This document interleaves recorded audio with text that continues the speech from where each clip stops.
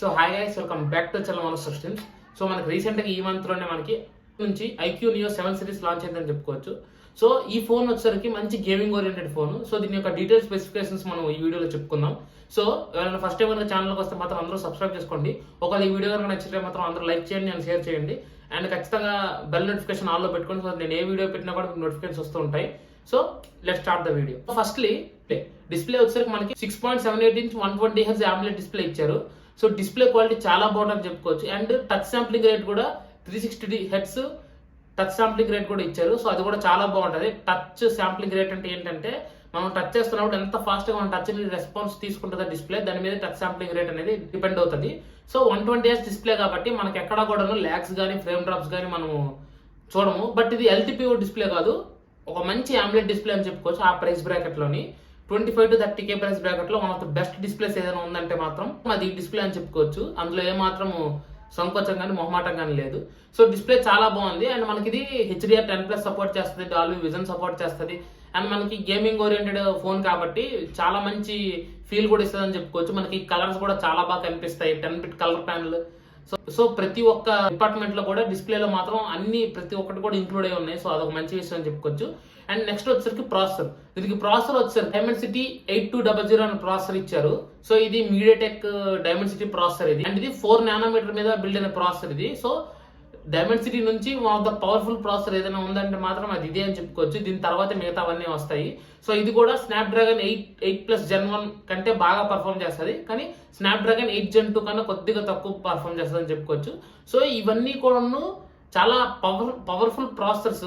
Dimensity నుంచి వచ్చిన ఏ processor అయినా డైమెన్సిటీ 950G కానీ లేకపోతే డిఫరెంట్ ప్రాసెసర్స్ అన్ని కూడాను చాలా పవర్ఫుల్ ప్రాసెసర్ అని చెప్పుకోవచ్చు. బట్ పవర్ ఎఫిషియన్సీ వరకు వచ్చేసరికి మాత్రం ఇవన్నీ కూడా స్నాప్డ్రాగన్ ప్రాసెసర్స్ కంటే కొంచెం తక్కువే ఉంటాయి. స్నాప్డ్రాగన్ ప్రాసెసర్స్ వచ్చేసరికి power efficient processors. Long term usage లో ఇవి ఖచ్చితంగా కొంత ల్యాగ్ ఫీల్ వస్తుంది ఒక 1 year నుంచి 1.5 year దాటిన తర్వాత. బట్ స్నాప్డ్రాగన్ ప్రాసెసర్స్ మాత్రం అలా ఉండవు. ఇందులో మాత్రం డైమెన్సిటీ 8200 ప్రాసెసర్ ఇచ్చారు కాబట్టి చాలా మంచి విషయం అని చెప్పుకోవచ్చు. సో చాలా బాగుంటుంది ఈ ప్రాసెసర్ కూడా. Next cameras. అండ్ కెమెరాస్ వచ్చేసరికి మనకి ఇందులో 3 కెమెరాస్ ఉంటాయి బ్యాక్ సైడ్. అండ్ ఫ్రంట్ వచ్చేసరికి ఒక కెమెరా ఉంటుంది. బ్యాక్ సైడ్ 3 కెమెరాస్ లోని ఒకటి 64 MP కెమెరా ఉంటుంది, ఇంకోటి 8 MP కెమెరా, ఇంకో 2 MP కెమెరా ఉంటుంది. ఫ్రంట్ వచ్చేసరికి 16 MP కెమెరా ఉంటుంది. ఈ బ్యాక్ సైడ్ ఉన్న మెయిన్ సెన్సార్ 64 MP సెన్సార్ తో మనకి మంచి ఫొటోస్ వస్తాయని చెప్పుకోవచ్చు. అండ్ మనకి OS కూడా ఉంది, ఆప్టికల్ ఇమేజ్ స్టెబిలైజేషన్ కూడా ఉంది. సో మీరు ఫొటోస్ తీస్తున్నప్పుడు కానీ వీడియోస్ తీస్తున్నప్పుడు కానీ స్టెబిలిటీ కూడా చాలా బాగుంటుంది. అండ్ అల్ట్రా వైడ్ యాంగిల్ ఉన్న 8 MP కెమెరా డే లైట్ లో ఓకేగా పర్ఫామ్ చేస్తుంది, బాగానే పర్ఫామ్ చేస్తుంది.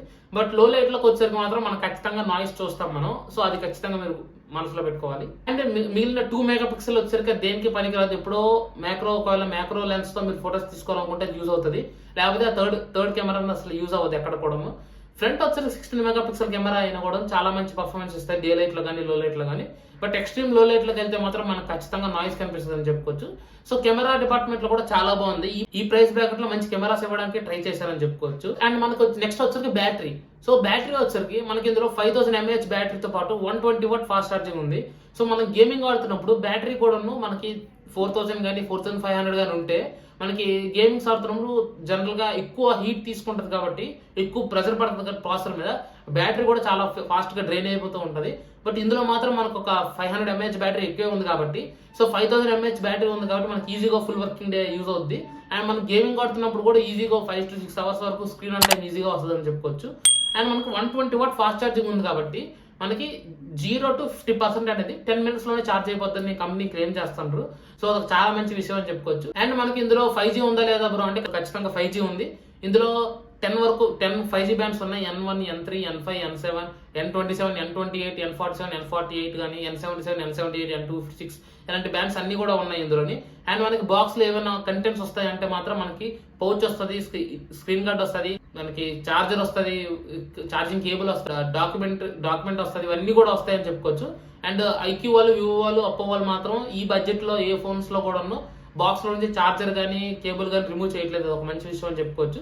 సో ఓవరాల్ గా ఇది చాలా మంచి మొబైల్ అని చెప్పుకోవచ్చు. అండ్ ఇది 8GB RAM 128GB మోడల్ ఉంది. సో దీని యొక్క ప్రైస్ వచ్చేసరికి 30K ప్రైస్ బ్రాకెట్ లో లాంచ్ చేశారు.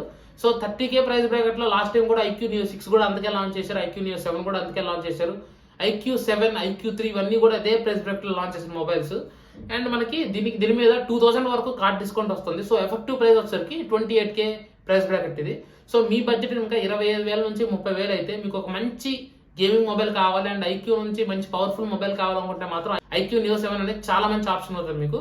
సో అట్లాగా ఐక్యూ నియో 7 మీద డీటెయిల్డ్ ఇన్ఫర్మేషన్ అండ్ దీని యొక్క ప్రైస్ బాగుంది, దీని యొక్క స్పెసిఫికేషన్ కానీ ఎవ్రీథింగ్ కూడా చాలా బాగుంది. Display, camera, battery, fast charging, 5G ప్రతి ఒక్క డిపార్ట్మెంట్ లో కూడా ఇది డబల్ టిక్ చేస్తుందని చెప్పుకోవచ్చు.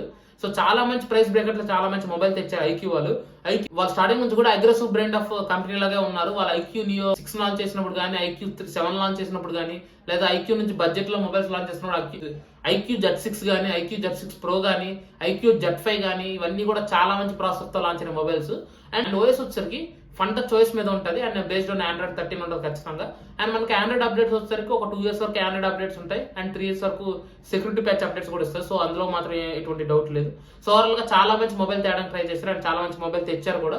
ఒకవేళ మీరు కనుక ఈ మొబైల్ యొక్క లింక్ కావాలనుకుంటే మాత్రం డిస్క్రిప్షన్ లో పిన్ చేస్తాను, వెళ్ళి ఒకసారి చూసుకోండి. ఇలాంటి మరిన్ని ఇన్ఫర్మేషన్ కోసం, అన్బాక్సింగ్ కోసం, షార్ట్స్ కోసం అండ్ డిఫరెంట్ టిప్స్ కోసం ఖచ్చితంగా మన ఛానల్ సబ్స్క్రైబ్ చేయండి. ఒకవేళ ఈ వీడియో కనుక నచ్చినట్టయితే మాత్రం అందరూ లైక్ చేయండి అండ్ షేర్ చేయండి. ఫస్ట్ టైం మన ఛానల్ కోసం మాత్రం అందరూ subscribe to Manoj streams and thank you for watching guys.